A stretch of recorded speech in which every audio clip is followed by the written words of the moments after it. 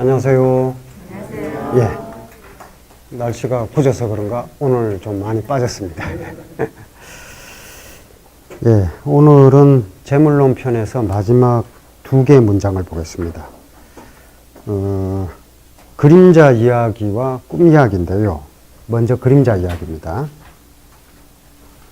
주인공이 이제 그림자인데요. 요거는 이제 요즘은 이걸 경으로 읽는데 본래는 영입니다. 그림자 영자고 나중에 이제 이 글자가 생기면서 이건 풍경을 나타내는 경자로 쓰이고 이건 이제 그림자를 나타내는 명자로 쓰인 거죠. 근데 장자에는 본래는 이제 이 명자가 이렇게 써져 있습니다. 그런데 그림자가 주인공이라고는 했지만 진짜 주인공은 그림자가 아니라 그림자의 그림자예요. 그게 이제 여기에 어떻게 나와 있냐면 망량으로 나와 있죠. 근데 본래 이제 망량이 그림자인데 본래는 귀신 이름입니다.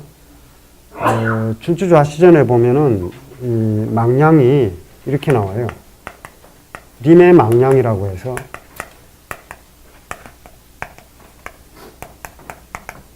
전부 귀신 귀자가 붙어 있죠. 여기 다 들어가 있습니다.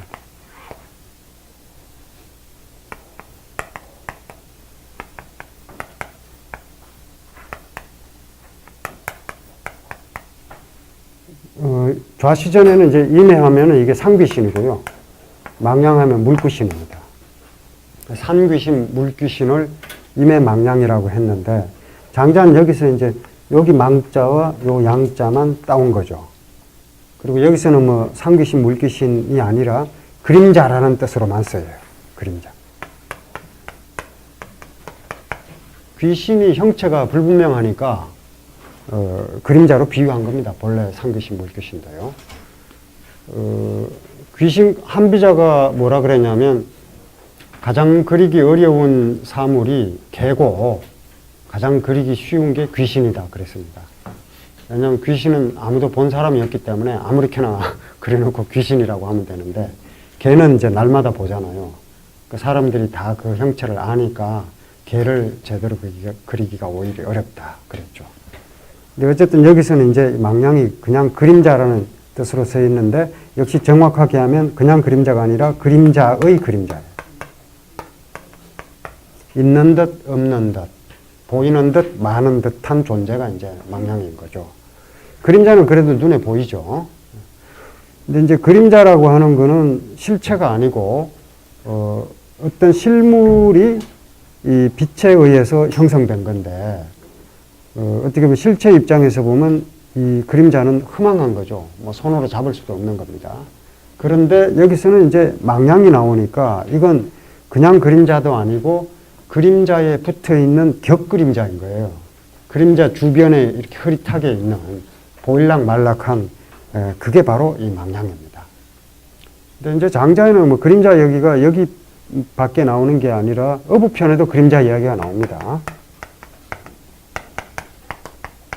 어부편에 나오는 그림자 이야기는 맥락이 조금 다릅니다. 거기는 보면 그 전라남도 그 담양에 가면 그 시경정이 있죠. 예, 시경정. 이것도 이제 원래는 이 글자입니다. 시경정이 있는데 시경이란 말이 이제 장자의 휴영이란 말로 나와요. 휴영. 그림자를 쉬게 한다 이런 뜻인데 어부편에 나와 있는 그림자 이야기는 뭐 저런 이야기입니다. 어떤 사람이 이제 자기 그림자가 싫은 거예요.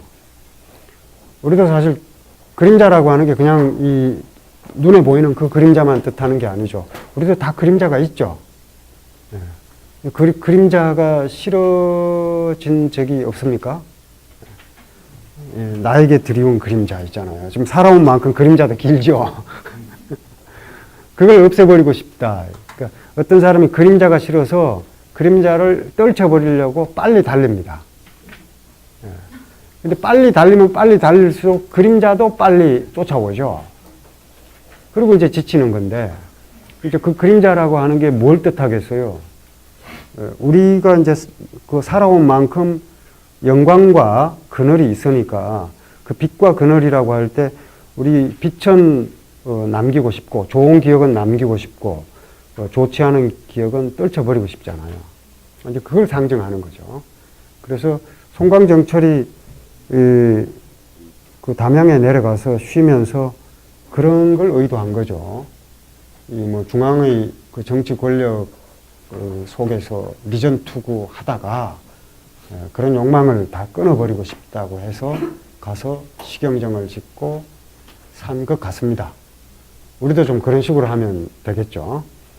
근데 그 그림자가 싫다 이런 걸 이제 우리 삶 속에서 내가 지금 생각해 보기에 그다지 기억하고 싶지 않은 것들을 이제 없애버리고 싶은 거죠. 그런데 그림자는 필연적으로 생길 수밖에 없는 거죠. 빛이 있는 이상. 빛을 쫓아가지 않으면 그림자도 당연히 생기지 않겠죠. 요즘은 그 그림자가 좀 더 다양한 방식으로 나타나죠. 예를 들어 뭐 글을 썼다 그러면 그 글에 대한 비평이 올라오죠. 칭찬만 올라오는 것이 아니라 욕도 올라오죠. 저도 그런 그림자가 많습니다.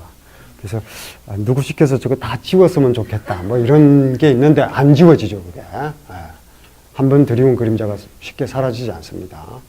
그러면 그걸 지우기 위해서 노력을 하는 것은 마치 그림자를 떨쳐버리기 위해서 빨리 달리는 것과 같은 거죠. 근데 빨리 달리면 달릴수록 그림자가 오히려 더 빨리 달려오기 때문에 피할 수가 없습니다.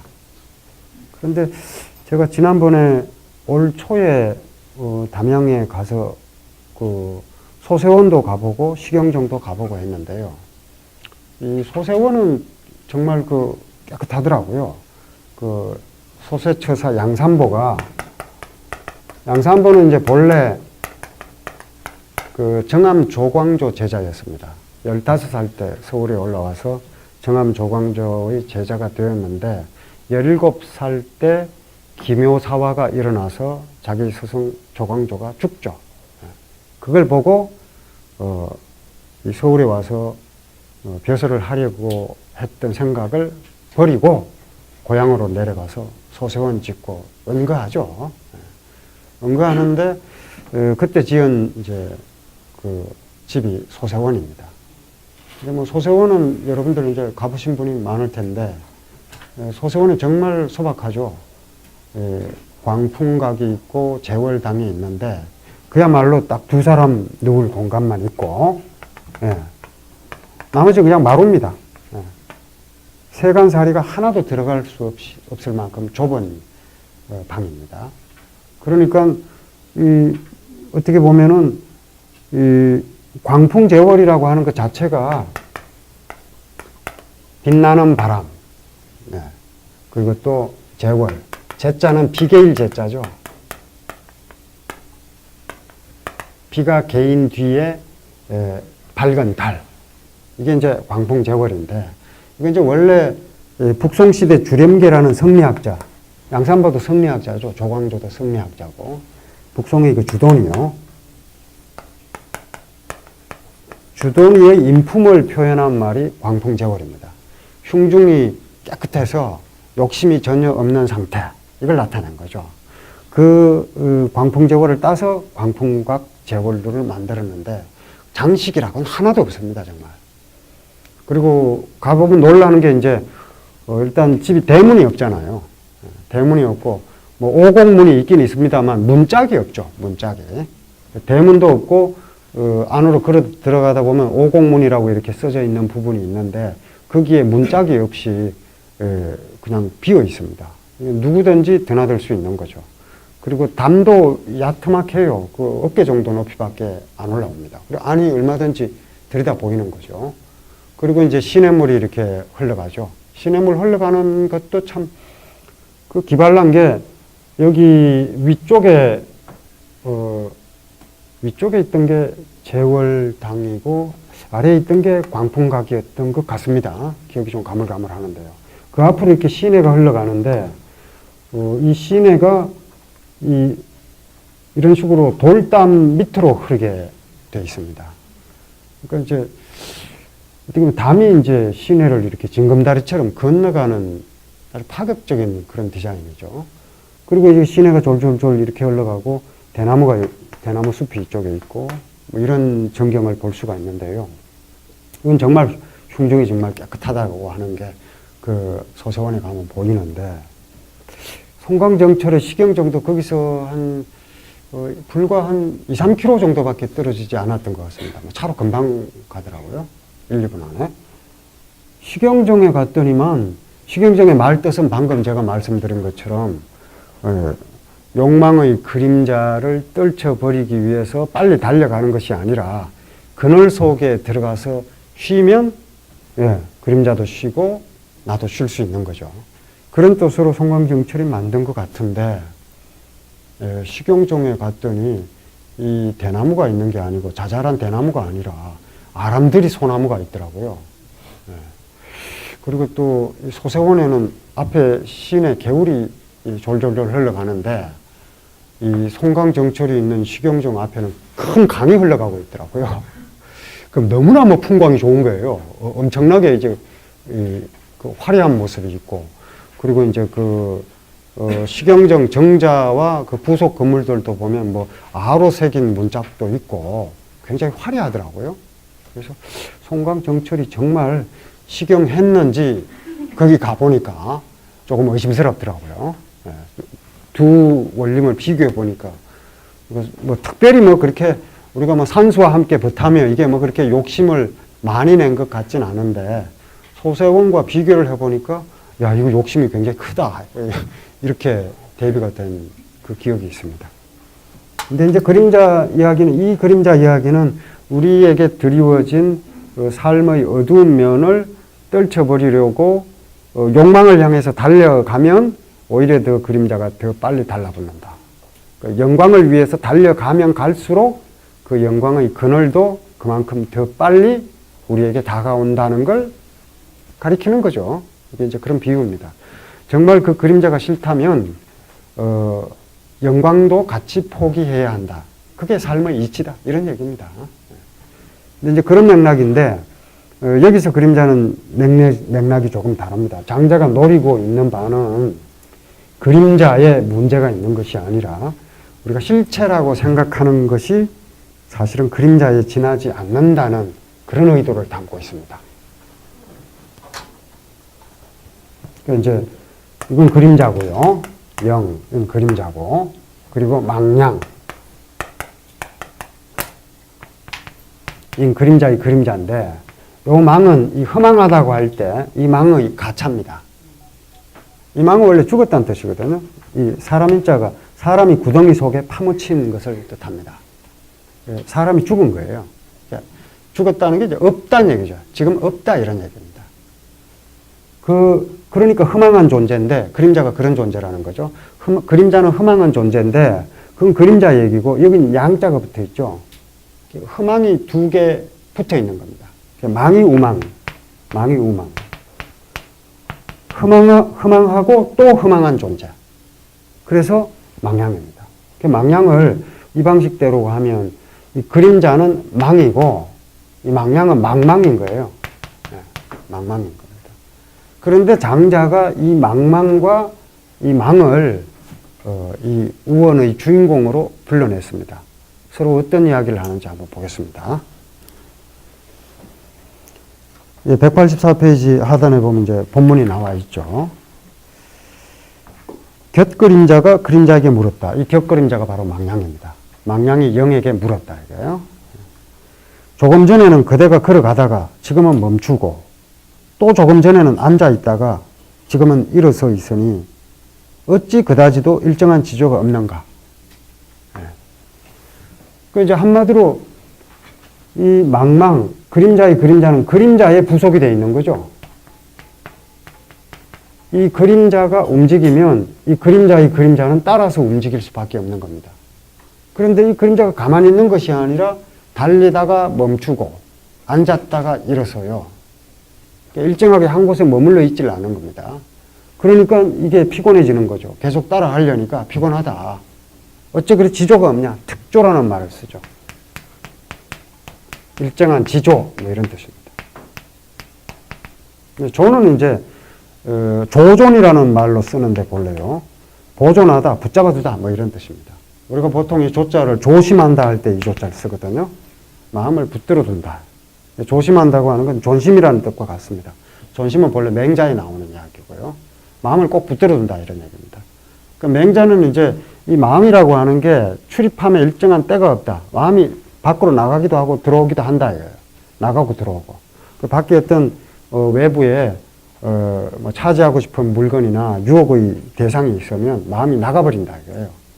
그럴 때 그 마음이 나가버리지 않도록 붙들어 두는 게 존심입니다. 존심이 수양이에요. 존심함으로써 그 마음은 꼭 내가 마음을 마음대로 조절을 할 수 있는 그런 조건이 되면 양성, 착한 본성을 기를 수 있다. 기른다는 뜻이고, 이제 본성, 맹자는 성선설을 주장했으니까 이때 이성은 선한 본성을 기를 수 있다. 이렇게 되는 거죠. 그럴 때 이제 존심, 조심, 조존, 이렇게 씁니다. 그리고 이제 이 조심의 결과, 마음을 보존한 결과가 조행인 거죠. 행실이 일정하게 나타나는 겁니다. 조심의 결과 조행으로 나타나는 거고 그게 올바른 행동이다 이렇게 보는 거죠. 그런데 여기서 이제 특조라고 하면 바로 특은 일정하다 이런 뜻입니다. 한결같다. 우리가 어떤 사람을 평가할 때 일관성이 있느냐 없느냐를 기준으로 평가할 때의 기준 중에서 일관성이 있느냐 없느냐 이게 굉장히 중요하죠. 일관성이 있는 게 이제 특인데 일관된 조행을 하는 거죠. 일관된 행동을 하는 건데 지금 이 그림자의 그림자가 그림자에게 뭐라고 따지냐면 왜 그렇게 일관성이 없느냐. 앉았다 일어섰다가 달리다가 멈추다가 하냐. 너 따라 하려니까 좀 피곤하다. 그러지 마라 이런 식으로 따진 거거든요. 그랬더니 그림자가 뭐라 그러는지 한번 보시죠. 그 다음 페이지요. 그림자가 말했다. 나 또한 무언가 의지하는 것이 있어 그리 된 것인가. 그렇다는 얘기입니다. 장자는 이제 이렇게 물음표를 많이 던진다 그랬죠. 쉽게 얘기하면 저거거든요. 남들 그러고 싶어서 그러겠는가? 이 얘기입니다. 나 또한 무언가 의지하는 것이 있어 그리 된 것인가. 내가 의지하고 있는 것은 또 다른 무언가에 의지하여 그리 된 것인가. 나는 뱀의 비늘이나 매미의 날개 같은 것에 의지하는가. 뱀의 비늘, 매미의 날개는 하찮은 것을 뜻합니다. 여기서는요. 그리고 뭐라 그러냐. 어떻게 그런 줄 알겠으며 어떻게 그렇지 않은 줄 알겠는가. 짐지 모르는 것처럼 얘기를 하는데요. 그런지 아닌지 모르겠다 이렇게 얘기를 하는데 이건 이제 이 그림자가 자신이 붙어서 움직이는 그림자도 무언가에 붙어서 있는 거죠. 근데 그 붙어 있는 대상이 불분명하다는 걸 나타내는 거예요. 그래서 이런 식으로 표현을 한 겁니다. 그냥 쉽게 얘기하면 넌 왜 그렇게 일정한 지조가 없이 앉았다 일어섰다 달리다 멈췄다 하냐 피곤하다 이렇게 얘기를 하니까 그림자가 뭐라고 쉽게 얘기하냐면 난들 그러고 싶어서 그러겠어? 내가 붙어 있는 이 실체가 움직이니까 나도 어쩔 수 없이 따라서 움직이는 것일 뿐이야. 나 원망하지 마. 이 얘기거든요. 그런데 그걸 이렇게 질문을 하는 것처럼 이야기를 하고 있는 거죠. 그러니까 실물이라고 하는 것도 불분명하다는 암시가 들어가 있는 겁니다. 그러니까 이런 식으로 장자가 이 두 존재를 불러내서 대화를 시킨 까닭이 뭐냐.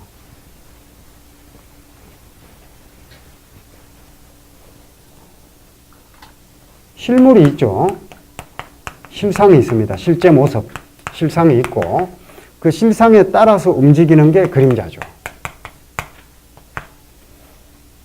그래서 이 그림자는 허망한 것이고 실상은 실이고 허망하지 않은 실물이다. 이렇게 알고 있는데 이건 그림자는 허망한 거고 이건 실물이다. 이렇게 알고 있는데 그림자 입장에서 보면 망량의 입장에서 보면 영에 따라서 움직이는 거죠. 그러니까 망량의 입장에서 보면 망량은 허망한 존재라 하더라도 이 영은 허망한 것이 아니라 실물이 되는 겁니다. 망이 의존하고 있는 대상은 영이란 말이에요. 이건 망은 영에 종속되어 있는 거죠. 이게 주가 되고 이게 종이 되는 겁니다. 그렇죠? 그런데 주이고 실로 이 이야기 속에 나타나 있는 그림자가 실제로는 실물에 부속된 것이니까 이 실물이라고 하는 주에 종속되어 있는 거죠. 우리가 틀림없이 이 허망하다고 한 것이 망량의 입장에서 보면 실물이다 이거예요. 그런데 실물의 입장에서 보면은 망량의 입장에서 실이라고 했던 것이 부정되고 이게 허망한 게 되는 겁니다. 그럼 똑같은 논리로 우리가 틀림없이 실상이라고 생각하는 이것도 또 다른 무엇인가에게 종속이 되어 있는 존재 아니냐 이거예요. 그러니까 영을 실물로 만들었다가 우리가 실물을 통해서 영을 부정한 것처럼 이 실물 또한 또 다른 대상, 또 다른 실상에 종속되어 있기 때문에 실물조차도 허망한 것이다. 이렇게 부정하기 위해서 이 장치를 만든 겁니다. 그러니까 허망한 존재를 불러다가 우리가 허망하지 않다고 생각하는 것들도 허망한 것일 수 있다는 식으로 부정해버린 거죠. 뭐 정확히 말씀을 드렸습니다.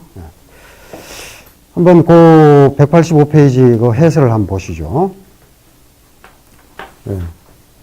장자는 절기와 여러 동식물을 의인화하여 주인공으로 내세웁니다. 나무나 새 종류가 자주 등장하지만 어떤 경우에는 사람의 신체 일부를 의인화하기도 했고요. 견호와 연속이 소유의 편에 나왔잖아요. 견호는 사람의 어깨를 나타내는 거고 연속은 도와 이어져 있는 사람을 뜻한다고 말씀드렸고요. 그리고 이제 앞에 구작자, 장호자 얘기도 마찬가지입니다. 구작자는 이제 까치고 장호자는 오동나무예요. 까치는 이제 펄짝펄짝 뛰어다니는 새니까 땅 위에 있을 때는요. 그리고 경망한 사람이고 판단을 너무 쉽게 내리는 경박한 사람을 나타낸 거고 오동나무는 이제 도를 터득한 사람. 깨달을 이 오동나무 오자와 깨달을 오자가 이제 발음이 같으니까 도를 깨달은 사람으로 이제 비유를 한 거죠. 그런데 이제 여기 이제 그림자가 등장합니다. 여기서는 그림자를 의인화한 것입니다. 그림자는 실체가 아니라 실체의 허상이죠. 허망한 존재예요. 그런데 이 이야기는 그림자가 실체로 등장합니다. 여기서 그림자는 실체고 허망한 존재는 허상은 망량이죠. 망량의 입장에서 보면 그림자는 분명히 실상이란 말이에요. 그리고 이 실체에는 그림자가 붙어 있습니다. 바로 그림자의 그림자가 그림자에게 일정한 지조가 없다. 이렇게 따지죠. 특조가 없다.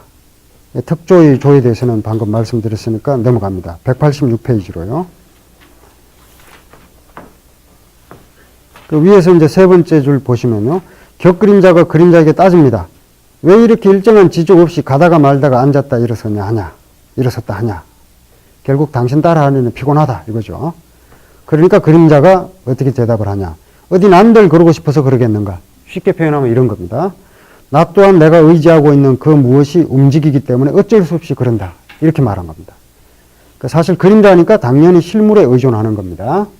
그래서 실물이 움직이면 그림자도 따라서 움직이는 것이 당연합니다. 그런데 장자가 그림자의 그림자를 왜 등장시켰는가? 그 이유가 어디에 있을지 한번 보시죠. 보통 그림자는 부수적인 것이고 실물은 알맹이다. 그림자는 종에 해당하고 실물은 주에 해당한다. 이게 우리가 알고 있는 상식이잖아요. 그런데 그림자의 그림자, 곧 격그림자 입장에서 보면 그림자가 실체입니다. 격그림자의 움직임은 그림자를 따를 수밖에 없으니까 격그림자는 종이 되고 그림자는 주가 되는 거죠. 그러니까 격그림자의 존재의 근거는 그림자입니다. 그런데 사실은 그림자는 실체가 아니라 실물의 허상에 지나지 않는다는 걸 우리가 알고 있죠. 그림자는 손에 잡을 수가 없습니다. 허상입니다. 그렇다면 같은 논리로 이런 질문을 던질 수 있습니다. 실체라고 생각했던 그림자가 사실은 실물의 허상에 지나지 않는 것처럼 우리가 실체라고 생각하는 실물, 곧 우리의 몸뚱이 또한 또 다른 실체의 허상이 아니겠느냐. 우리는 우리가 주체다, 틀림없는 알맹이다 이렇게 생각을 하는데 우리가 무엇인가에 종속되어 있다면 우리도 사실은 허상에 지나지 않는다. 이게. 어떤 것에 종속이 되어 있느냐? 그 욕망이죠. 생각하고 욕망하고 행동하는 기준이라고 할 수 있는 우리라는 주체가 사실은 허상에 지나지 않는 것일 수 있다. 이게 이제 장자가 요 그림자에 의해서 하려고 하는 겁니다. 이게 이제 꿈 얘기와 같이 연결되는데요. 우리가 뭐 사장을 읽지 않았습니다만 사장의 그 앞서 얘기했던 장호자 이야기에 보면 꿈에 술 마시고 즐겁게 놀던 자가 아침에 잠에서 깨면 슬피 운다는 이야기를 합니다. 그런데 이제 걱정할 게 없어요. 그 꿈이라고 하는 거 어차피 허상이기 때문에 우리가 그 꿈에 아무리 나쁜 일이 있었다 하더라도 깨어나면 안도하죠. 그리고 또 꿈에 좋은 일이 있었다 하더라도 깨어나면 허무합니다. 예, 그건 이제 꿈에 지나지 않는 거니까요. 허상이라는 걸 알고 있기 때문에 그런 겁니다. 그런데 이제 그 꿈에서 깨어나는 것, 그건 이제 앞서서 제가 말씀을 드린 적이 있는데요.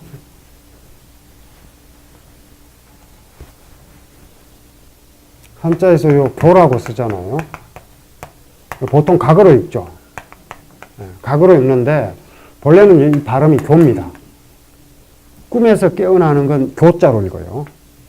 그러니까 꿈에서 깨어나는 것, 잠에서 깨어나는 생리적 깨어남은 교로 읽고요. 그리고 우리가 그 각성하는 것은 각으로 읽습니다. 장자는 이걸 대각이라고 그래요. 그러니까 꿈에서 깨어난다, 자다가 깨어난다, 이거는 교, 생리적 깨어남이고, 각이라고 하면 생리적 깨어남이 아니라 우리의 인생이라는 것이 바로 꿈과 같다고 하는 걸 각성하는 거죠. 깨닫는 거죠. 그 차이가 있습니다. 한번 보시죠. 그리고 그 꿈에서 깨어나는 것이 생리적 깨어남이라면 우리의 현실, 곧 인생이라는 것 자체가 꿈 같은 허상에 지나지 않는다는 것을 알게 되는 것이 대각이다.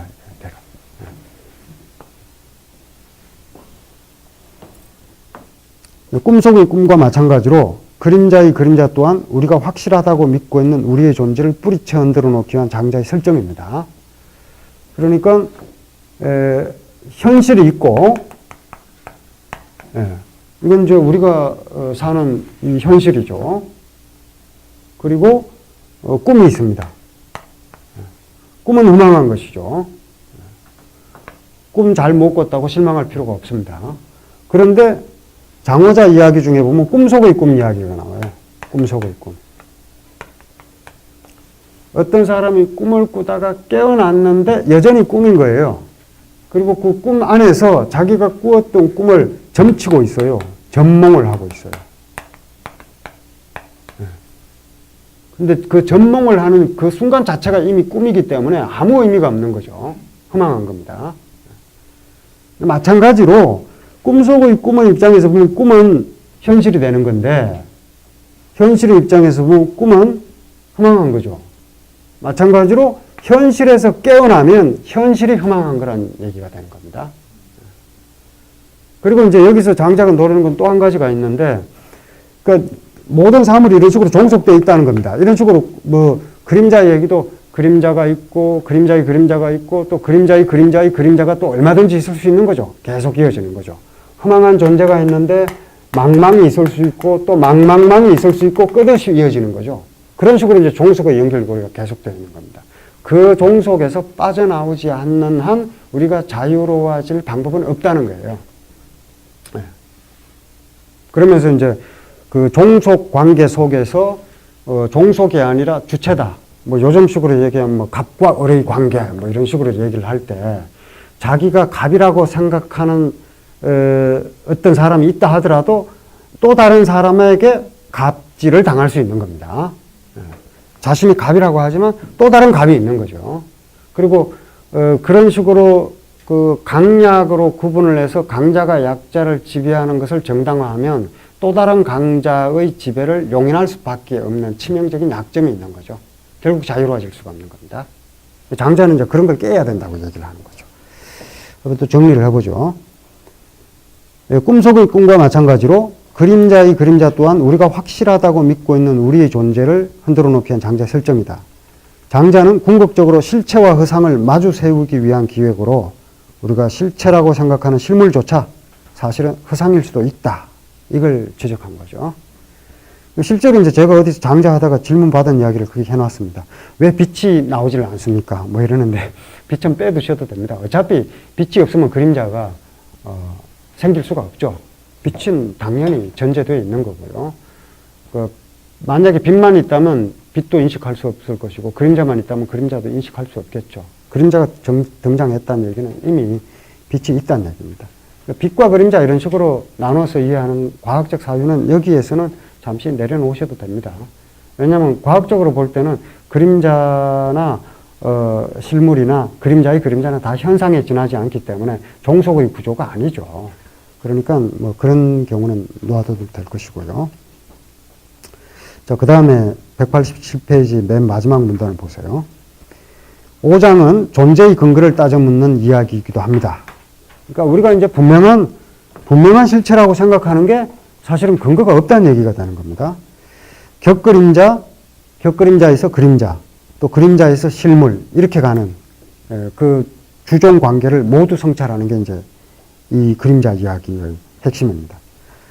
우리는 어떤 것을 존재의 근거라고 규정 짓지만 그런 규정을 짓는 순간 그 존재의 근거라고 하는 존재의 근거를 또다시 생각하지 않을 수 없습니다. 존재의 근거, 또 존재의 근거의 근거, 존재의 근거의 근거의 근거, 뭐 이런 식으로요. 그러니까 이런 연결고리를 끊기 위해서 이 서구 사회에서 자주 써먹은 게 신이죠, 신. 예. 어떤 행위가 올바르냐 아니냐 이렇게 판단을 할 때 올바른 행위의 근거를 제시를 해야죠. 왜 그렇게 행동하는 게 옳으냐. 그러면 또 그 근거에 대한 근거가 또 있어야 됩니다. 그런 식으로 이제 계속 이어지니까 그 고리를 끊기 위해서 이제 신을 등장시키죠. 그런데 이제 이게 약점은 이 신을 믿는 사람에게는 설득력이 있지만 이 신을 믿지 않는 사람에게는 설득력이 없는 거죠. 그게 이제 약점인데 어쨌든 서구 사회에서는 뭐 신이 있다 없다를 갖고 수천 년 동안 논쟁을 해왔고 그게 뭐 일정 정도 수준에 올랐다고 보긴 합니다만 그러니까 예를 들어 뭐 저런 거죠. 그 홀로코스트 나치에 의한 유태인 대학살이 있었을 때 그 유태인들 중에서 살아남은 사람들이 그래도 있죠. 그 중에는 이제 철학자들도 많습니다. 뭐 엠마누엘 레비나스나 뭐 이런 철학자들이 그런 질문 던지죠. 빅터 프랭클 같은 사람도 그런 질문 던지죠. 어떤 식으로 던지냐면 정말 신이 있다면 어떻게 이런 일이 있을 수 있는가? 뭐 이런 식으로 질문을 던지죠. 그건 이제 뭐 그 신을 전제하고 있는 입장에서는 당연한 질문입니다. 그런 일이 있고 나서 처음 질문을 던진 게 아니라요. 고대 그리스에서부터 기독교의 신은 아니지만 신에 대해서 똑같은 질문을 던집니다. 에피쿠로스가 똑같은 질문을 던지거든요. 어떻게 던지냐면 이 신이라는 존재가 과연 선한가? 이런 질문을 던져요. 신이 만약에 전지전능하고 세상을 선하게 하겠다는 의지가 있다면 이 세상이 왜 이렇게 악한가? 뭐 이런 식으로 질문을 던집니다. 그리고는 또 한술 더 떠서요. 만약 의지는 있는데 능력이 안 된다면 무능한 것이고 전지전능한 신이 안 되는 거죠. 그러면 신이 아닌 거죠. 그리고 반대로 능력이 있는데 의지가 없다면 그 신은 나쁜 것이고요. 예, 나쁜 신이 돼버리는 거고요. 그럼 에피쿠로스식으로 얘기하면 신이 있는데 어떻게 이런 일이 일어날 수 있는가? 이걸 에피쿠로스에게 물으면 신이 있으니까 그런 거야. 뭐 이렇게 대답할 수도 있습니다. 신이 있으니까 이렇게 악한 거지. 뭐 이렇게 되는 거죠. 근데 결국 이제 의지는 있는데 할 수 없다. 그럼 전지전능한 게 아니게 되고 할 수는 있는데 하지 않는다. 이렇게 되면 신의 의지가 악한 게 되는 거고요. 할 수도 없고 의지도 없다. 그러면 그 신이 아닌 게 되고 뭐 이렇게 되는 거죠. 그런 식으로 이제 신을 부정하는 그 이야기가 이제 그리스 시대부터 나옵니다. 그런 이제 어쨌든 그런 시도는 신이라고 하는 존재에 의해서 그런 근거의 근거를 끊임없이 찾아가는 연쇄고리를 깨기 위해서 그런 설정을 한 거고요.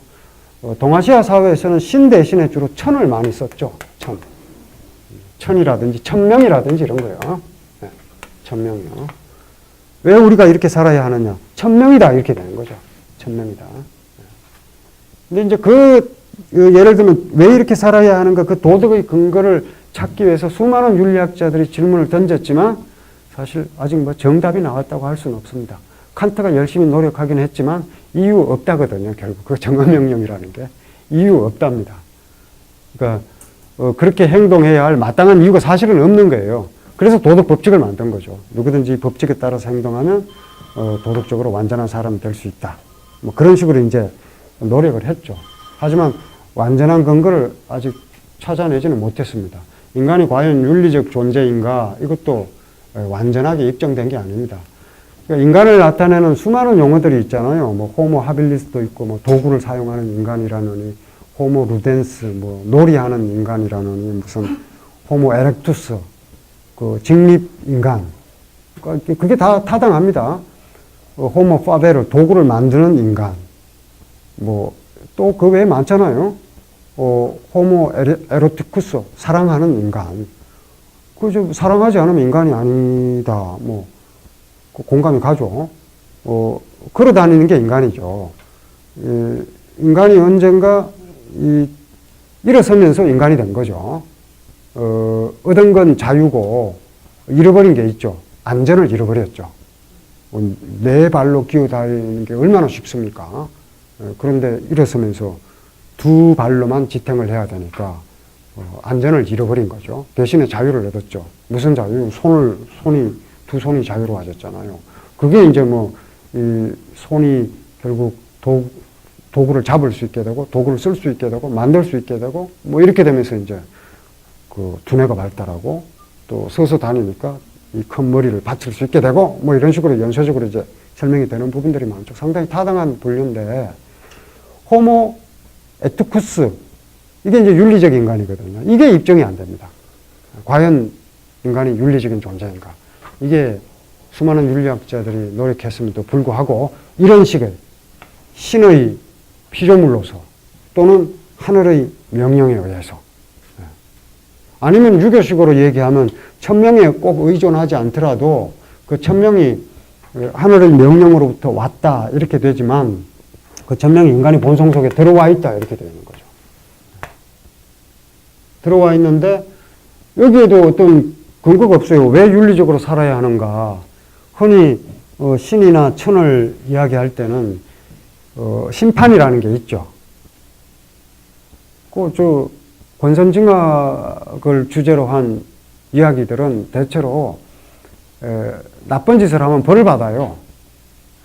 나쁜 짓을 하면 벌을 받고 착한 일을 하면 복을 받습니다. 복선화음이죠. 그러니까 복선화음.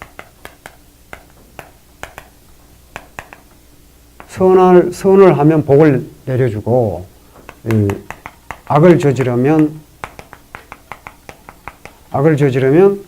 음란한 짓을 하면, 악한 일을 하면 재앙을 받게 되는 것. 이게 권선징악론이거든요. 그런데 저걸 안 믿으면 어떻게 됩니까? 안 믿을 수밖에 없는 상황에 이제 있으면요. 사마천이 그랬거든요. 사마천도 저거 안 믿었거든요. 이게 안 믿은 정도가 아니라 아예 부정을 하죠. 그 사마천이 백이숙지열전에 보면 뭐라고 얘기를 하냐면 천도는 복선화음이라고들 이야기를 하는데, 원래 이 천도 복선화음은 노자에 나오는 이야기입니다. 선한 사람에게는 복을 내려주고 나쁜 짓을 한 자에게는 화를 내린다 이렇게 되어 있는데, 만약 정말 그렇다면 백이숙제가 악한 사람이 되고 안연이 악한 사람이 되고 도척이 훌륭한 사람이 되는 겁니다. 왜냐하면 백이숙제는 굶어 죽었잖아요. 벌을 받았죠. 화를 받은 겁니다. 그러니까 백이숙제의 행위가 정의를 지키기 위해서 살았는데, 의리의 목숨을 바쳤는데 잘못된 게 되는 거예요. 백이숙제가 나쁜 사람이 되는 겁니다. 그러면 도척은 잘 먹고 잘 살았거든요. 도척은 맨날 무리 모아갖고 남의 걸 빼앗고 사람의 간으로 회를 해서 먹고 이 온갖 짓을 다 했는데 잘 먹고 잘 살았거든요. 복을 받았죠. 복을. 그러니까 도척이 선한 사람이 되어버리는 겁니다. 그러니까 완전히 부정해버리죠. 사마천이. 그런 식의 의심은 계속 그런 도전을 계속 받죠. 근데 어쨌든 이제 신의 명령이나 하늘의 명령에 의해서 유지되어 왔던 게 이제 중세까지고요. 근대 이후에는 이제 그걸 믿지 않게 된 거죠. 그게 완전히 무너지고 나니까 이제 칸트 같은 사람이 도덕 법칙을 제시해서 정언명령 만들고 했는데 그렇다고 해서 인간의 윤리적인 존재라는 근거가 확립된 것은 아닙니다. 그래서 인간을 규정하는 말 중에서 인간을 윤리로 규정하는 것이 사실은 가장 취약한 거거든요. 한번 또 마무리를 한번 보겠습니다. 근데 그런 이제 근거를 이제 완전히 이제 부정하기 위해서 하는 말입니다. 존재의 근거, 존재의 근거의 근거 이런 식으로요. 제물론 1장을 할 때 제가 말씀을 드린 적이 있는데 같은 맥락이고요. 반대로 격그림자는 허망하고 또 허망한 존재라서 망냥, 곧 망이 2번 겹치는 존재로 그려집니다. 망망이라고 할 수 있겠죠. 하지만 그보다 더 허망한 존재를 얼마든지 이야기할 수 있습니다. 아까 말씀드린 것처럼 망망망, 뭐 얼마든지 만들 수 있습니다. 이런 식의 수많은 허망과 허망의 연속을 장자는 자생자화. 자생자화는 어떤 까닭이 있어서 생기는 게 아니라 저절로 그렇게 되는 거라고요. 그죠? 자생하고 자화한다. 자생이란 말이나 자화라는 말이나 사실은 같습니다. 저절로 생긴다는 뜻이고요. 자생은. 자화는 저절로 변화한다. 만물이 화생한다. 만물이 생긴다. 이런 거예요. 우리의 욕망이 아무런 이유 없이 생기는 것처럼 뭐 그림자의 그림자, 우리 존재의 근거도 뚜렷한 근거가 없다. 이런 얘기를 하는 거죠. 그런 자생자의 또 다른 표현이 물화인데 여기는 이제 요 다음 이야기, 장자의 호전몽입니다. 장자의 다음 이야기는 자기가 직접 꿈을 꾸고 그 이야기를 물화라고, 그 이야기를 물화로 풀어낸 호전몽인데 잠시 쉬었다가 호전몽을 읽어보겠습니다. 예, 이제 장자에서 가장 유명한 우화 중에 하나입니다. 유명한 게 이제 우리가 처음에 읽었던 곤붕 이야기, 그리고 맨 마지막에 나오는 그 장자 4편 맨 마지막에 나오는 혼돈 이야기, 그리고 지금 볼 호전몽, 나비꾼입니다. 여기 주인공은 장자입니다. 장자가 직접 등장해요. 장주죠. 그러니까 이름이 주니까. 장주가 이제 꿈을 꾼 거예요. 그런데 무슨 꿈을 꾼 거냐면 이제 호접이 된 겁니다. 벌레충자가 들어가기도 하고 들어가지 않기도 하고요.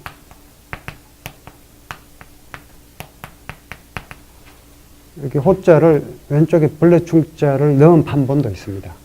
근데 그냥 호접하면 이제 나비거든요.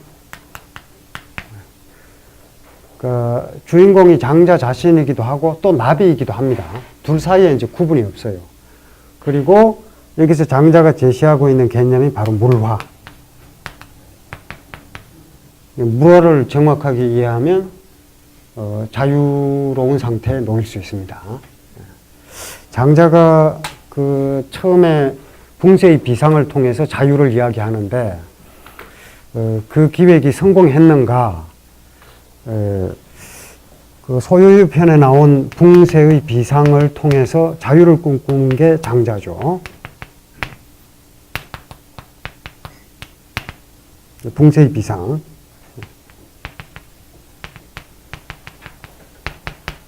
대붕이죠. 그리고 이제 그 소요유 편, 제물론 편, 그리고 양생주 편, 인간세 편, 대종사 편, 그리고 덕충부 편, 그리고 마지막 편이 장자 그 4편의 마지막 편이 응제왕이거든요. 장자 자신이 지은 저술로 인정받고 있는 건 이 7편이 답니다. 응제왕 편의 마지막 이야기가 혼돈스러워요. 역시 마지막 시간에 이제 혼돈 이야기를 보겠습니다만, 이 붕세의 비상을 통해서 자유를 꿈꾼 게 장자인데, 혼돈설화로 마무리된 걸로 보면은, 장자의 기획은 실패했다고 할 수 있습니다. 혼돈이 깨져버리거든요. 그러니까 천진이 완전히 깨져버립니다. 근데 그렇게 보면 이제 그 기획이 실패했기 때문에 장자는 비극으로 끝났다. 이렇게 얘기할 수 있을 텐데, 그렇게 보지 말고 소요유와 제물론을 쌍으로 놓고 붕세의 비상으로 시작한 장자의 자유에 대한 그 기획이 장자의 납입금으로 마무리가 됐다고 보면 자유를 얻은 겁니다. 쌍으로. 그러니까 소유와 재물론을 쌍으로 놓고 보면 장자가 어떻게 하면 자유를 얻는지 터득한 게 바로 무라입니다. 근데 이제 한번 살펴보시죠. 어떤 식으로 자유를 얻는가. 앞에 해설을 봅니다. 이 6장의 주인공은 장자 자신입니다. 아니, 납이라고 해야 할지도 모르겠습니다. 근데 이제 이게 장자가 직접 등장을 하니까, 이 제물론의 이 마지막 장은 장자가 스스로 지은 게 아니다. 이런 주장이 있어요. 왜냐하면 자기가 직접 주인공으로 나선다는 게 이상하지 않느냐 이거죠. 근데 장자는 상관없습니다. 사실 논어가 자왈 이렇게 계속되잖아요. 자왈, 공자왈 이런 식으로 이제 계속되기 때문에 내가 말하는 게 아니고 우리 선생님이 이렇게 말씀하셨다. 또는 공 선생이 이렇게 말씀하셨다가 되니까 공자가 직접 저술한 것이 아니고 공자의 제자들이 공자가 세상을 떠난 다음에 기록한 것이다. 이런 근거가 되죠. 그런데 논어의 경우에는 그게 맞는데 맹자만 해도 불분명합니다. 맹자에 보면 맹자왈 이렇게 돼 있으니까 맹자가 직접 저술하지 않았다. 이렇게 주장하는 학자들도 있어요. 그런가 하면 또 맹자에 보면 맹자와 동시대를 살았지만 맹자보다 나중에 죽은 사람의 시호가 기록이 되어 있어요. 이를테면 논하라 평공. 맹자보다 더 뒤에 세상을 떠났고 그리고 평이라는 시호가 붙었다는 건 이미 이 사람도 죽었다는 뜻입니다. 시호는 죽은 다음에 그 사람의 삶을 평가해서 내리는 거란 말이에요. 그러니까 죽은 다음에야 비로소 그 사람을 공정하게 평가할 수 있다. 이렇게 되는 거죠. 임금이니까 살아있을 때 공정하게 평가하기 어렵습니다. 권력자니까. 죽은 다음에 이제 평가를 하니까 결국에는 맹자라는 책 또한 맹자가 세상을 떠난 뒤에 쓴 것이다. 이런 주장이 있는데 이 맹자는 흔들립니다. 왜냐하면 맹자는 아무리 읽어봐도 맹자가 직접 쓰지 않으면 그 맹자의 내면의 심리라든지 의도라든지 이게 그렇게 생생하게 나올 수가 없거든요. 우리 선생님이 이런 말씀을 하셨다고 하는 방식 기술로는 도저히 그 맹자의 그 속마음까지 그렇게 속속들이 표현하기가 어렵습니다. 그래서 오히려 맹자는 맹자가 직접 저술했다는 게 우세합니다. 그리고 사마천 그 맹자 열전에도 보면은 맹자가 이제 양나라 가고 제나라 가고 했지만 다 등용되지 못해서 어쩔 수 없이 물러나서 여만장지도로 만장 같은 제자들과 함께 맹자 7편을 지었다. 이렇게 되어 있기도 하고요. 그런 근거를 아니라고 맹자가 직접 짓지 않았다는 근거도 있고 맹자가 직접 지었다는 근거도 있는데 맹자의 문체를 살펴보면 이건 직접 짓기 전에는 도저히 건너서 제자들이 기록했다고 보기 어려운 점이 있습니다. 맹자부터도 이제 그렇게 흔들리는데 하물며 장자 같은 경우는요. 앞에 그림자도 등장시키고 꿈도 등장시키고 까치 오동나무 다 등장하는데 장자 자신이라고 이 이야기 속의 주인공으로 등장하지 말란 법이 없고 그리고 장자야말로 제물론에서 보셨다시피 자기가 열심히 쌓아 올린 논리의 탑을 자기가 무너뜨려 버리거든요. 그러니까 자기 자신을 언제든지 내던질 수 있는 준비가 돼 있어요.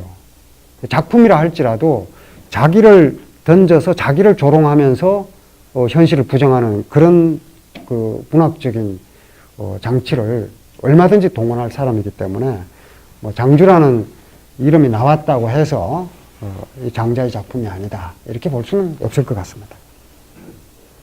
그런 내용을 앞에 조금 적어 놨는데요. 그 190페이지 밑에서 두 번째 줄을 보십시오. 아무튼 장자가 직접 주인공으로 등장하는 대목이 장자에는 여러 차례 나오고 그 때문에 장자 또한 장자의 자제가 아니라는 주장도 있는데 말씀드린 것처럼 자연사함으로 말할 것도 없이 인간 신체 일부까지 의인화하여 절개 주인공으로 등장시키는 것이 장자고요. 그리고 또 장자는 단순한 대화록이 아니라 문학작품입니다. 따라서 얼마든지 자신이 주인공으로 등장할 수 있습니다. 장자 이후에는 이런 경우가 너무나 많고요. 어떤 경우는 고약하게도 자기 자신을 주인공으로 등장시키는데 그 이름을 여러 개로 만들어요. 그래서 읽는 사람은 마치 다른 사람인 것처럼 착각하게 되는데 그런 식으로 글을 쓰는 작가들도 많습니다. 그 대표적인 게 자주 등장하는 방이지 같은 학자들이 자기 호를 여러 개를 지은 다음에 그 여러 개의 호를 갖고 이야기를 지어냅니다. 그러니까 그 처음 보면은 그런 맥락을 모르고 아 이게 방이지라는 사람이 스스로 붙였던 호다 이 지식 없이 보면은 속기 십상입니다. 그러니까 여러 명의 자기가 등장해서 대화를 하는 거예요. 뭐 우리가 어떤 상태, 어떤 생각을 하고 있을 때가 진정한 나인가 이렇게 따져 물으면 상당히 대답하기 곤란하죠. 아침에 나와 저녁에 나가 좀 다르잖아요. 기분 좋을 때의 나와 화가 났을 때의 나는 일단 지능에서부터 차이가 나고요. 뭐 화가 나면 이 지능지수가 80 이하로 떨어진다고 하죠. 그러니까 뭐 같은 나라고 할 수 없잖아요. 근데 문학 작품에서 얼마든지 그걸 이야기거리를 만들 수 있는 거죠. 내가 나와 대화를 할 수 있는 것. 장자의 주특기 중에 하나죠. 그 나가 있고, 우리가 이제 주체로서의 나가 있고, 자아로서의 나가 있고요. 주체로서의 나는 데카르트가, 근대 철학을 시작하면서 만들어낸 개념이라고 하지만, 장자의 그 비슷한 게 많습니다.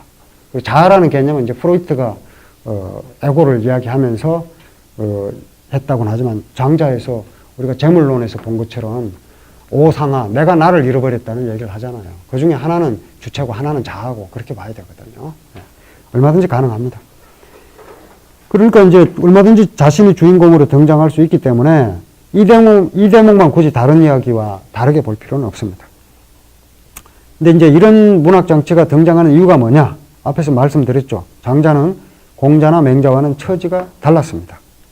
공자나 맹자처럼 하고 싶은 얘기 다 하면서도 잡혀가지 않으면 좋은데 장자는 그런 처지가 아니라 그랬죠. 무명의 그 작가예요. 공자나 맹자처럼 뭐 가는 데마다 임금이 불러서 초빙하고 뭐 이런 사람이 아닙니다. 기껏 권력자라고는 주변에 혜시밖에 없었고 혜시도 장자를 무능하다 그랬고 무용 쓸모없다 그랬잖아요. 근데 물론 이제 그게 애정이 담긴 표현이긴 하겠습니다만 어쨌든 유명 인물이 아닙니다. 죽은 다음에 유명해진 사람이죠. 예, 장자는 자칫 잡혀가기 쉬운 처지였기 때문에 보호장치가 필요했습니다. 그 중에 하나가 이제 꿈입니다. 그러니까 자신의 삶을 안전하게 지키면서 의도를 전달할 수 있는 손쉬운 방법이요. 꿈에서 그랬다는데 뭐라 그러겠습니까? 이후에 남가일몽이라든지, 남가일몽 같은 경우도 결국 괴왕국이라고 하는 곳에 가서 왕노릇을 한 거죠.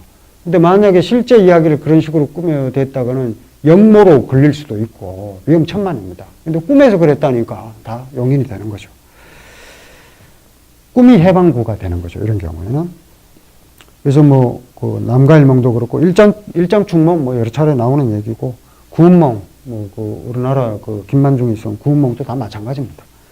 이런 식으로 꿈을 매개로 신분 차별이나 남녀의 차별 따위의 그 사회적 억압을 넘어설 수 있는 해방구로 삼은 이야기들이 장자 이후로 많이 창작됩니다. 꿈이라는 장치를 자유로운 공간으로 삼은 거고요. 그래서 이제 이 호전몽, 이게 이제 꿈 이야기의 원조다, 이렇게 얘기할 수 있습니다. 그리고 제가 거기에 데카르트 얘기를 해놨는데요. 흔히 이제, 왜냐하면 학자들 중에 이 장자가 이 나비 꿈을 꾸고 나서 내가 나비의 꿈을 꾼 것인가, 나비가 내 꿈을 지금 꾸고 있는 것인가, 이런 식으로 질문을 던지는 거거든요. 그러니까 이걸 이제 데카르트식 회의로 풀이하는 학자들이 종종 있습니다. 그러니까 유사한 점이 있죠. 그러니까 데카르트가 모든 것을 다 부정하고 회의하는 방법적 회의를 주장하면서 결국 결론으로 내린 게 코기토 에르고 좀, 그러니까 생각한다, 고로 나는 존재한다는 유명한 명제잖아요. 그런데 그걸 장자와 같이 비교할 수는 있지만 장자와는 다릅니다. 전혀 달라요. 왜냐하면 데카르트의 회의는 방법적이라는 수식어가 붙어 있는 것처럼 실제로 회의가 목적이 아니라 장자처럼 정말 자기 자신의 존재까지 회의하는 것이 아니라 회의를 끊기 위한 의도로 회의한 거거든요. 그러니까 이제 회의주의자 입장에서 보면 데카르트는 사이비 회의주의자예요. 데카르트는 회의주의자가 아닙니다. 그러니까 그걸 같이 이야기가 어렵죠. 그러니까 아무리 회의하고 또 회의해도 그러니까 모든 걸 다 의심하는 거죠. 수학적 진리까지 다 의심합니다. 데카르트는. 그런데 수학적 진리도 악마가 가령 악마가 나를 1 더하기 1은 3이라고 속이면 잘못된 계산을 할 수 있다는 거예요. 그 모든 걸 다 의심하는 거죠. 그래서 눈에 보이는 것도 의심하고 귀로 들리는 것도 의심하고 만져지는 것도 의심하고 모든 사람들이 이야기하는 여러 가지 추상 개념 다 의심합니다. 다 부정하고요. 근데 모든 걸 다 부정할 수가 있는데 그렇게 부정하고 회의하면 아무리 회의해도 부정이 안 되는 게 있는데 그게 뭐냐? 지금 내가 부정하고 회의하고 있다. 곧 내가 생각하고 있다는 것. 근데 정확하게 표현을 어떻게 하냐면 회의를 해도 부정이 되지 않는다. 이 정도가 아니라 회의하면 회의할수록 리얼수록 이게 중요해요. 회의할수록 오히려 더 강화되는 게 뭐냐. 그게 내가 지금 생각하고 회의하고 있다는 것이다. 그래서 존재의 근거로 나는 생각한다. 고로 나는 존재한다. 이 얘기를 내놓은 거죠. 그게 이제 명석판명한 진리라고 이제 데카르트가 주장한 거거든요. 장자와는 좀 다릅니다. 여러 면에서 다른데 데카르트는 성찰을 하긴 했는데 자기 자신에 대해서는 성찰을 안 했어요. 무슨 얘기냐면 예를 들어서 동물을 오토메이션이라고 해서 자동 기계와 같다 그랬거든요. 그러니까 예를 들어서 동물을 발로 차면 개를 발로 차면 깨갱하잖아요. 깨갱하는 것은 마치 우리가 종을 치면은 종 소리가 나는 것과 같다. 이런 식으로 얘기를 합니다. 그리고 개는 자동 기계와 같다. 이런 식으로 했는데 장자 같은 아마 그렇게 회의를 하고 나면은 자기 자신도 한번 돌아봤을 거예요. 누가 나를 때리면 아야 하는데 그거나 걔가 깨갱하는 거나 같은 거죠. 뭐. 그럼 나도 자동 기계다. 뭐 이렇게 되는 거죠. 데카르트는 성찰을 철저하게 안 한 거죠. 자기는 빼놓고 성찰한 겁니다. 그러니까 성찰을 하는데 자기를 빼놓고 성찰하는 경우가 꽤 많습니다. 그러니까 이상한 사람들 많아요. 괜히 오늘 데카르트가 제 시간에 걸려갖고 지금 누가 이제 그렇게 해설한 걸 보고 제가 하는 얘기인데 계속해서 제가 비판을 하는 겁니다. 데카르트뿐만이 아니라요. 공리주의자 존 스튜어트 밀도 그런 경우에 해당합니다. 자기를 성찰을 안 했어요. 그러니까 공리주의자들이 하는 얘기가 인간은 고통과 쾌락의 동물이다. 그건 공감이 가는 측면이 있습니다. 그래서 고통이 오면 불행해하고 또 쾌락이 오면 즐거워하고 행복해하는 게 인간이다. 이거예요. 오직 고통과 쾌락 그 두 가지를 갖고 윤리적 행위를 판단합니다. 그래서 최대 다수의 최대 행복 이게 최고선이다 이렇게 되는 거예요. 사실 공리주의는 최고선은 아니고요. 최저선이긴 한데 어쨌든 그 중에서 공리주의가 주장하는 최고의 선은 최대 다수의 최대 행복이거든요. 그런데 그렇게 주장한 사람이 존 스튜어트 밀인데 벤담부터 이제 스튜어트 밀의 스승이 제레미 벤담이잖아요. 벤담이 이제 그런 얘기하면서 밀도 그걸 개성을 하는데 벤담은 이제 벤담이 주장한 주장이 좀 엉성하니까 이제 질적 공리주의를 내세워서 좀 정교하게 만들어 갑니다. 근데 그렇게 하면서 최대 다수의 최대 행복을 이야기한 사람이 영국의 제국주의 만행에 대해서는 다 인정하고 용인이 되는 걸로 다 얘기를 했거든요. 그러니까 영국이 다른 나라를 지배하는 것은 그 나라를 도와주기 위함의 의도에서 비롯된 것이기 때문에 아무리 많은 사람이 죽는다 해도 용인될 수 있다. 이렇게 얘기를 했거든요. 계산을 못하는 거예요, 이 사람이. 영국인의 행복이 최대 다수가 될 수 있습니까? 영국이 지배하는 식민지까지 포함시키는 게 최대 다수가 되겠어요. 전 세계가 최대 다수입니까? 아니면 영국이나 유럽만이 최대 다수가 되겠어요? 그러니까 기본적으로 이제 자기를 빼놓고 성찰을 한 거죠. 그러니까 이거 굉장히 조심해야 되는 거죠. 하려면 장자처럼 제대로 해야 됩니다. 자기까지 다 부정하고 자기를 던져놓고 해야죠. 그래야 욕을 먹어도 같이 먹고 실수를 해도 같이 비난을 받을 수 있는 거죠. 그러니까 우리도 흔히 이제 그런 경우 많잖아요. 나는 빼놓고 이제 보는 거죠. 네. 우리가 이제 뭐 어떤 정치 현실을 비판할 때도 나는 빼놓고 하니까 말을 함부로 할 수 있는데, 그래서 네가 그랬잖아 이러면 이제 별로 할 말이 없어지잖아요. 같이 책임져야 되니까. 근데 바로 그런 식은 장자를 잘 읽으면 최소한 그런 방관자의 처지로 자신을 내몰지는 않을 수 있을 것 같습니다. 철저하거든요. 데카르트 얘기를 잠깐 했고요. 어쨌든 뭐 사이비 회의주의자, 이건 좀 지나친 표현 같긴 합니다만, 예. 어쩌겠습니까? 뭐 데카르트가 그렇게 얘기를 했으니까요. 다음 페이지로 넘어갑니다. 192페이지요. 일단 두 번째 줄요. 일단 장자에게는 불순한 목적의 회의라든가 그런 게 없습니다. 진짜 회의를 합니다. 예. 그리고 동물을 기계로 보지도 않고요. 둘을 비교하면 아마 서로 화를 낼 겁니다. 뭐 데카르트도 별로 안 좋아할 것이고 장자도 별로 안 좋아할 것 같아요. 장자는 자신마저도 상대적인 세계에서는 나비와 같은 존재라고 봅니다. 이 호전몽을 보면 그래요. 그 이야기의 말미에 등장하는 무라, 이게 이제 이야기에서 가장 중요한 개념이에요. 무라란 게 뭐냐? 내가 주체고 상대가 대상이다. 이런 식으로 보지 않는 거예요. 여물동화예요.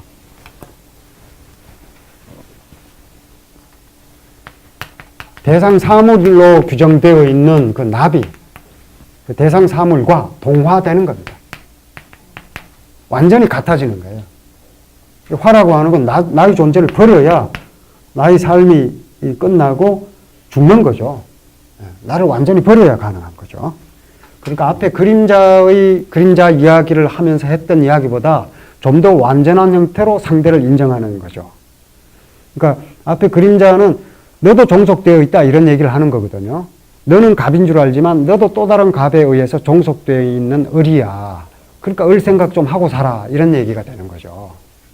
그러니까 이제 아주 뼈아픈 지적인데 여기에서는 그 정도가 아니라 그 종속관계를 아주 종속관계라고 하는 걸 깨닫는 정도가 아니라 이걸 대등한 존재로 나비와 내가 마주서는 그런 기획입니다. 그러니까 종속의 고리를 밝히는 것도 중요하죠. 이 외편에 나오는 얘기입니다만 장자가 이제 조롱이라는 곳에 유원지에 놀러 가거든요. 놀러 갔을 때 이제 그 당랑포선 이야기가 거기서 나옵니다. 이 당랑이라고 하는 사마귀죠, 사마귀. 사마귀가 매미를 잡는 이야기가 나오는데요. 이야기가 어떻게 되냐면, 장자가 이제 그 유원지에 놀러 갔는데, 이상하게 생긴 까치 한 마리가 장자 바로 옆을 날아서 나뭇가지에 앉습니다. 그러니까 이제 원래 새는 사람을 두려워하기 마련인데, 장자 바로 앞에 날아서 앉는 거죠. 참 이상하다 해가지고 그 새를 잡으려고 장자가 이제 화살을 쏘아서 잡으려고 이렇게 당기려고 보는데 그 까치가 왜 사람을 못 받는가 했더니 바로 요 당랑, 사마귀를 잡아먹으려고 정신이 팔려갖고 그러니까 잡아먹겠다는 그 욕망 때문에 장자가 보이지 않는 거예요. 그러니까 큰 이익이 앞에 있으면 다른 게 이제 안 보이는 듯이요. 위험이 보이지 않는 것처럼요. 그걸 보고 있는데 그럼 당랑은 왜 까치가 이렇게 가까이 와 있다는 것도 모르고 있는가 봤더니 당나귀는 매미 잡으려고 있는 거예요. 매미는 이제 열심히 노래하고 앉아 있고요. 그걸 이렇게 보고 있으니까 장자 갑자기 뒤통수가 땡기는 거예요. 나도 혹시 누가 나를 해치려고 하고 자기가 이제 잡으려고 하고 있잖아요. 내 뒤에 누가 있지 않느냐 그랬는데 아니나 다를까 산 주인이 달려와가지고 야 이 도둑놈아 그래가지고 장자가 도둑놈으로 몰리고 그럽니다. 그런 식으로 이제 서로 이렇게 이 사건과 사건, 이 사물과 사물이 종속적으로 연결되어 있다. 나도 그 속에 연결되어 있는 것이다. 이걸 이제 깨우치기 위한 거죠. 그러니까 그런 게 이제 그런 종속의 고리를 깨는데 도움이 되는 건 사실입니다. 그런데 그건 이제 우리도 누군가를 구속하는 순간에 우리도 또한 누군가의 구속을 용인할 수밖에 없다. 이런 논리가 되는 거죠. 그럼 그걸 깨려면 어떻게 해야 되는가? 그게 이제 호전몽의 기획입니다.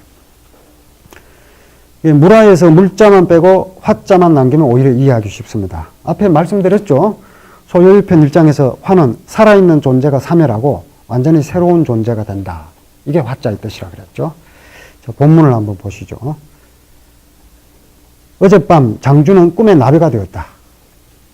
예, 나비가 된 거예요. 팔랑팔랑 가볍게 나는 나비였는데 후후연 호접이야. 아주 나비가 아주 가볍게 나는 모습을 나타냅니다. 스스로 즐겁고 뜻에 꼭 맞았는지라 장주인 것을 알지 못했다. 뜻에 꼭 맞았다. 이런 표현이 나오죠. 꿈속에서는 정말 뭐 전혀 몰랐던 거죠. 적지라는 표현은. 저건 꼭 맞다 이런 뜻이고요. 지는 자기 뜻에 꼭 맞았다. 사람이 이제 난다 그러면은 인간이 이제 뭐 자유로워지기 위해서 일어서긴 했지만 날 수는 없잖아요. 그런데 그 일어서는 것도 위험을 감수하고 일어선 건데 날려면 정말 위험을 감수해야죠. 그러니까 정말 위험을 감수한 사람들 덕분에 우리는 늘 이제 비행기 타고 왔다 갔다 할 수 있는 겁니다. 그러니까 지금도 좀 위험하긴 하네요. 가끔씩 뭐 사고 나는 거 보니까. 근데 뭐 그렇게 위협을 느끼진 않잖아요. 그 라이트 형제가 처음 비행기를 타고 날았을 때와 지금 우리가 뭐 제주도 왔다 갔다 하면서 비행기 타는 거와 같지는 않은 거지만 사실 다르죠. 그런 위험을 감수한 거죠. 난다는 게 이제 인간에게는 그렇게 커다란 위험을 감수하는 행위인데 지금 이제 장자가 꿈에 날고 있는 거거든요. 근데 위험을 느낄 만한데 그게 아닙니다. 자기 뜻에 꼭 맞았다. 전혀 자기가 장주인 줄 모르고 나비인 줄 아는 거죠.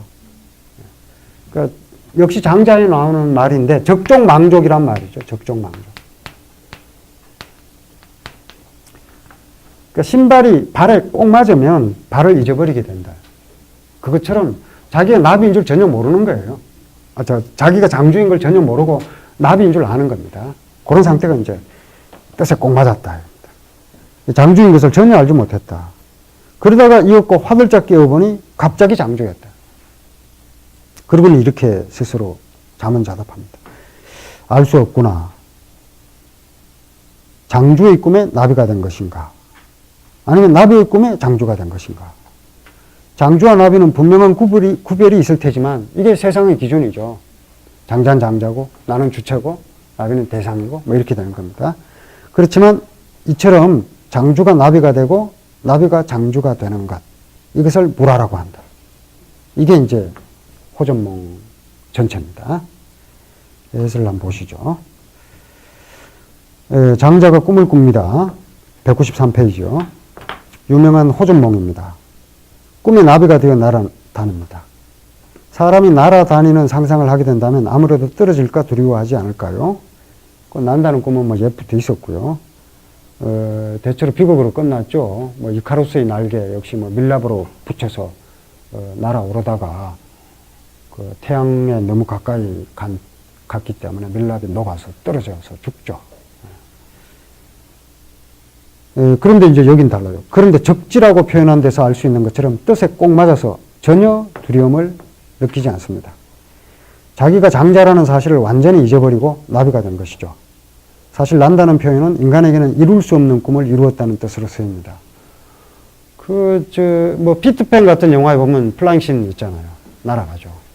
그리고 저는 또 아주 기억에 남는 플라잉신이 스노우맨이라는 그 애니메이션 있잖아요. 그 하워드 블레이크인가 뭐 거기 눈사람 잡고 이렇게 날아가는 그 대목이요. 그 노래 가사도 참 아름답습니다. We are walking in the air. 그래서 그 하늘을 날고 있다. 뭐 하늘을 걷고 있다. 뭐 이런 표현이 나오는데 기가 막히죠. 그것도 이제 자유를 꿈꾸는 건데요. 예. 장자의 첫 이야기가 대붕이 날아가는 장면으로 시작한다는 사실을 한번 다시 상기해 보시고요. 그리고 이 대목은 바로 장자 자신이 날아가는 장면입니다. 대붕은 구말리의 하늘을 타고 납니다. 그리고 장자는 무라가 돼서 곧 나비가 됨으로써 하늘을 납니다. 구말리의 하늘이 필요가 없어요. 왜? 나비의 날개는 아주 가벼우니까. 날 수 없는 인간에게 난다는 것은 자유의 획득을 뜻합니다. 그 다음에 이제 제가 영화 이야기를 하나 해놨는데, 빌리 엘리어트라는 영화가 있습니다. 그 영화 주인공의 이름을 따서 이제 빌리 엘리어트라고, 영국 영화인데요. 이 영화가 영국의 탄광 도시에서 자라나는 빌리 엘리어트라는 소년의 이야기인데요. 탄광이라는 곳은 남성 문화가 지배하는 곳이죠. 왜냐하면 탄광에서 일하는 게 여성이 아니라 남성들이잖아요. 그러니까 그 용기가 없으면 거기서 일을 못 하는 거고, 그 위험을 감수하고 땅속 깊이 들어가서 아주 고된 노동을 하는 일이기 때문에 그런 문화권에서는 남성성이 강화될 수밖에 없습니다. 그러니까 가장 남성답고 죽음을 두려워하지 않는 용맹, 이게 더 가치 있는 걸로 평가를 받는 거죠. 그래서 뭐 스포츠를 한다 이러면은 전부 이제 권투나 하고 이러지. 그런데 이제 그 광부의 아들인데 이 빌리 엘리어트가요. 얘가 이제 뭐 권투하고 이러는 게 아니라 춤을 추는 거예요. 얘가. 그러니까 이제 아버지가 보고 이 녀석이 무슨 계집애처럼 춤이나 추고 앉아있네 이렇게 되는 거죠. 그렇게 계속 가족들에게 이제 구박을 받는데, 거기 그 탄광 도시에 있는 그 교사 한 명이 그 아이의 재능을 알아보고 춤을 가르칩니다. 춤을 가르치는데 이제 워낙 잘 추다 보니까 자기 역량으로는 더 이상 지도할 수 없다 이렇게 판단이 돼서 런던으로 보내요. 그래서 뭐 로얄 발레 학교인가 이제 거기에 입학을 하게 하거든요. 근데 거기 이제 심사하는 장면입니다. 이게 심사하는 장면인데 이제 춤을 춰봐라 이러니까 애가 춤을 춰요. 빌리 엘리어트가 춤을 춰요. 춤을 추니까 이제 미친 듯이 춤을 추는 거죠. 그러니까 뭐 그 심사위원 중에 한 사람이 묻습니다. 뭐 어디를 무엇은 춤을 잘 추네 못 추네 이런 평가를 하는 게 아니라요. 그냥 단도직입적으로 저렇게 물어요. 너 춤을 출 때 기분이 어떠냐 이렇게 묻습니다. 그러니까 이제 평가는 끝난 거죠 이미. 뭐가 뭐 좋고 나쁘고 이런 평가가 아닙니다. 벌써 애가 이제 완전히 춤에 빠져서 추니까 그걸 보고 묻는 거죠. 춤을 출 때 어떤 기분이냐 했더니 하는 얘기가 나는 것 같아요. 이렇게. 그러니까 거기 원래 대사는 새처럼 나는 것 같아요더라고요. 제가 나중에 찾아보니까. 새처럼 하늘을 나는 것 같아요. 이렇게 얘기를 합니다. 그럼 어떻게 되겠습니까? 합격했겠죠, 당연히. 그러니까 이제 춤이라고 하는 게, 나는 게 춤의 가장 그 높은 경지가 아닐까 뭐 이런 생각을 해봤습니다. 춤이라고 하는 게 뭐 이게 두 개의 팔과 두 개의 다리, 하나의 몸뚱이. 이게 다잖아요. 이 제약을 벗어나서 자기를 표현하려고 하는 거라면 나는 것, 이 영화에서 얘기하는 나는 것 같다. 이게 정말 춤의 가장 높은 경지를 얘기한 것 같습니다. 근데 이제 결국 육체적 속박을 벗어나려는 몸부림이 춤의 그 지향인 거죠. 춤도 결국 자유를 추구하는 겁니다. 모든 예술이 다 자유를 추구하는 거죠. 자유를 믿지 않는 자는 예술을 할 수도 없고 감상할 수도 없는 거겠죠. 그러니까 어떤 예술 작품을 감상하면서 감상하는 모든 사람 다 똑같은 걸 느꼈다. 그러면 성공인 거죠. 누군 느끼고 누군 못 느낀다. 이러면은 성공하지 못한 거죠. 감상한 사람 다 똑같이 그걸 느꼈다. 그러면 그건 자유를 얻은 거죠. 예, 그 다음 해설을 보시죠. 194페이지 넘어가서 셋째 줄 보겠습니다. 제물론 편의 마지막 이야기 나비꿈은 소요유편 1장에서 이야기했던 것과 같은 주제인 자유를 이야기하고 있습니다. 바로 앞에서 장자는 그림자와 꿈 이야기를 통해서 다시 한번 보시죠. 격그림자, 그림자, 실물. 그리고 또 꿈 속의 꿈, 꿈, 현실. 이런 식으로 대비시켜서 모든 사물이 서로 종속적으로 연속되어 있다는 걸 보여줬습니다. 그리고 종속의 맨 위에 있는 실물과 현실을 부정해버리죠. 실물에게 붙어있는 게 그림자고 그 그림자에 붙어있는 게 그림자의 그림자. 또 현실에 붙어있는 게 꿈이고 그 꿈에 붙어있는 게 꿈 속의 꿈. 이런 식으로 되어 있는데 결과적으로 장자의 의도는 현실과 실물을 부정하는 데 있는 거죠. 내 몸뚱이도 이게 실물이 아니고 내가 당면하고 있는 이 현실도 이 영원한 현실이 아니다. 이걸 이야기하고 있는 거죠. 겉으로 보기엔 더 이상 종속이 아닌 것처럼 보이는 것들도 사실은 종속의 굴레에 얽매여 있다. 그리고 힘이 지배하는 세계에서 힘이 약한 자가 자유롭지 못한 건 당연한 일인데 그렇다고 힘이 센 자가 자유로우냐 하면 그렇지 않다는 거죠. 힘의 지배를 정당화하는 순간 더 큰 힘에 의한 지배를 부정할 수 없으니까 논리적으로 결코 자유로울 수 없습니다. 역사적으로도 뭐 그런 일들이 있습니다. 예로 든 게 이제 고대 그리스의 도시국가 아테네가 그 아테네 바로 건너편에 있는 멜로스라는 섬나라를 공격했거든요. 공격하기 전에 뭐라고 최후 통첩을 했냐면 항복하지 않으면 여자와 어린아이들까지 다 죽이겠다 그랬어요. 근데 멜로스 지도자들이 이제 모여서 상의를 한 끝에 항복하지 않고 저항하기로 결정을 합니다. 그 저항하죠. 과연 멸망을 시켜버렸습니다. 아테네가 멜로스를 멸망시켜버렸죠. 그러니까 이제 그 멜로스 사람들이 죽어가면서 뭐라 그랬냐면, 너희는 너희가 우리를 대한 방식대로 또 다른 침략자에게 멸망당할 것이다. 그렇게 외쳤어요. 그리고 실제로 그렇게 됐죠. 스파르타가 결국 아테네를 멸망시키죠. 뭐 완전히 멸망당하지는 않지만 거의 멸망당한 거나 진배가 없을 정도로 파괴됐죠. 그러니까 이제 멜로스 사람들은 아테네 사람들이 부당하다고 이야기를 할 수는 있지만 아테네 사람들은 그런 말을 할 수가 없죠. 스파르타의 공격에 의해서 죽어가면서도 하소연을 할 수가 없습니다. 자기들이 멜로스를 대했던 것과 똑같은 방식으로 스파르타가 자기들을 대해서 죽인 거니까 방법이 없는 거죠. 제가 말씀드린 적이 있는 것 같은데, 일본의 가장 유명한 애니메이션 작가가 누구죠? 예, 미야자키 하야오죠. 수많은 작품들이 있죠. 어떤 게 기억나십니까? 예, 생과 치히로, 뭐, 기가 막히죠. 예. 붉은 돼지. 많이 보셨네요. 하울이 움직이는 성. 예. 예. 뭐, 바람의 계곡이 나우시카, 뭐, 이것도 있고, 원령공주도 있고, 저도 많이 봤네요. 근데 이제, 모든 일본인을 다 울린 작품이 있습니다. 예, 반딧불이네요. 예. 근데 모든 일본인들을 다 울렸는데, 그게 이제 어떤 영화냐면, 2차 대전 때, 아버지가 해군 제독이고 전쟁에 나간 거죠. 그리고 아들과 딸, 두 오누이가, 전쟁에 희생되는 그 이야기예요. 그래서 이제 비참하게 죽죠. 다들 웁니다, 일본인들이. 그거 보고요.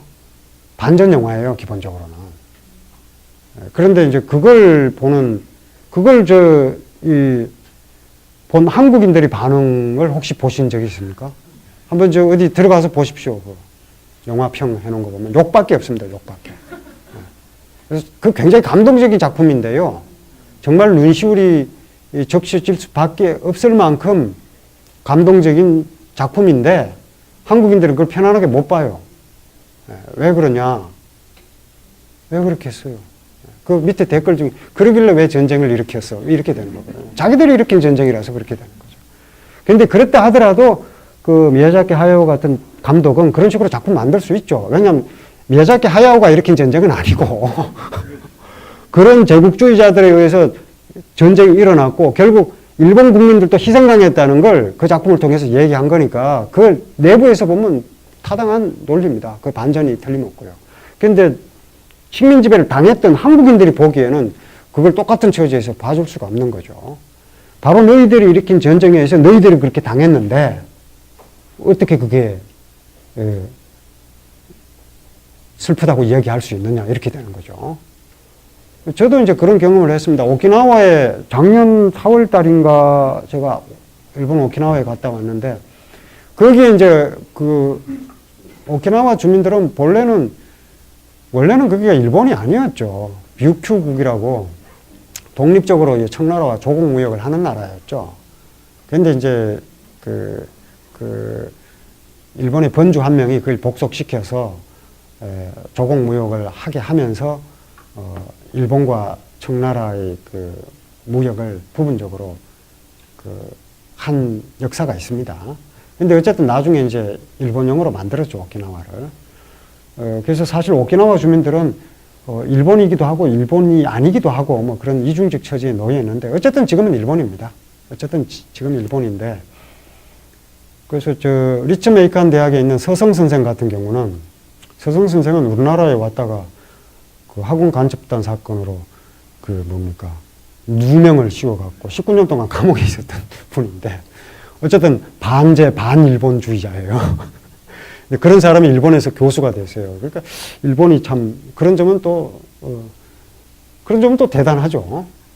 일본 비판하는 사람을 일본에서 이제 교수로 그것도 학과에서 부교수로 임용하라고 추천을 했는데 대학 측에서 이런 분을 어떻게 부교수로 모시냐, 정교수로 모시자 이래가지고 정교수로 모셨는데 이번에 딱 고이고 이제 정년을 하십니다. 정년 끝나서 연장해서 다시 하시다가 이제 정년하셨는데 며칠 전에 뵀어요. 근데 그분 같은 경우는 일본의 식민지 전략 중에 전략이 3군데 있었는데 그 한국 그리고 대만, 오키나와. 그 중국은 아예 이제 조금 하다가 실패를 했고 그 한국, 대만, 오키나와인데 한국과 대만은 실패했고 오키나와는 성공했다 이렇게 보는 견해를 가지고 있습니다. 오키나와도 일본의 식민지인데 성공한 식민지가 돼버렸다 이런 식으로 이제 비판하는 견해인데요. 어쨌든 제가 오키나와에 갔을 때 오키나와 주민 그 당시에 2차 대전 당시에 오키나와 주민이 20만 명이었는데 미군이 30만 명이 상륙을 했대요. 그러니까 이제 게임이 끝난 거죠. 그런데 이제 거기 이제 결국 옥쇄 이래서 뭐 모두 다 싸우다 죽는다 뭐 이래서 그 수많은 사람들이 거기서 자결하고 죽고 또 뭐 미군하고 싸우다가 죽은 사람도 있고 한 거죠. 근데 거기 가서 이제 그런 설명을 쭉 듣는데 굉장히 불편하더라고요, 제가. 제가 그렇다고 뭐 이렇게 PR을 구분 못하고 하는 사람도 아닌데 그 처지에 자신을 놓고 열심히 생각해 보려고 했는데 잘 안 되더라고요. 이 사람들이 지금 피해자 코스프레 하나 뭐 이런 생각이 자꾸 들고요. 피해자이긴 인데 제가 이제 거기 가서 한국인 그 희생자 위령탑 뭐 이런 걸 보니까 야, 진짜 피해자는 우리지. 니네들은 장본인 아니냐 이런 생각이 자꾸 들더라고요. 마찬가지인 거죠.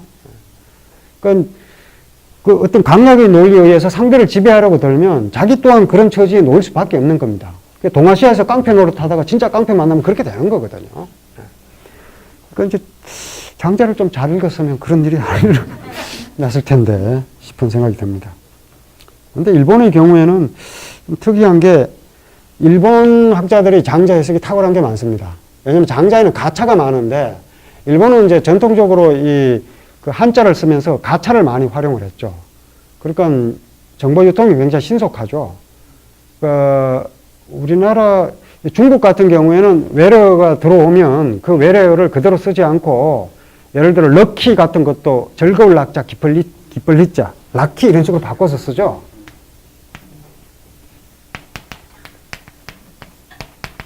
참 기발납니다. 연년 락키. 예, 뭐 이런 식으로. 해마다 럭키하길 바란다. 뭐 이런 얘기. 럭키거든요, 이게 럭키.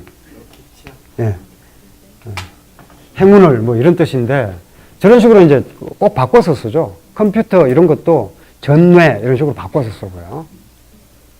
근데 일본은 그냥 쓰거든요. 컴퓨터 뭐 자기들끼리 아예 그 외래어를 조합해서 퍼스컴 이런 말도 쓰고 외래어 들어오면 그 외국어를 그대로 그냥 자기 말로 바꿔버립니다. 일본은 정보 유통이 굉장히 신속하죠. 중국 같은 경우는 자문에 대한 자부심이 워낙 강하다 보니까 신속성보다는 자기들의 그 맥락에 맞춰서 조우하는 편이고 우리나라는 중간 정도 입장인 것 같습니다. 한쪽은 이제 언어를 새로 만들어서 쓰자는 쪽도 있고 한쪽은 그냥 그대로 쓰자는 쪽도 있고 쉬운 문제가 아니죠. 저도 이게 생각이 계속 바뀌어요. 이게 뭐 우리말로 만들어 놓은 억지로 우리말 만들어 놓은 걸 보면 이래서는 안 되겠다 싶고요. 이게 언어가 소통이 돼야 되는데 소통 안 되는 우리말이 우리말이냐 이런 생각이 들었다가도 또 너무 또 지나치게 있는 그대로 갖다 쓰다 보니까 그게 또 오히려 문제가 되기도 하고. 근데 이제 주의해야 될 건 저겁니다.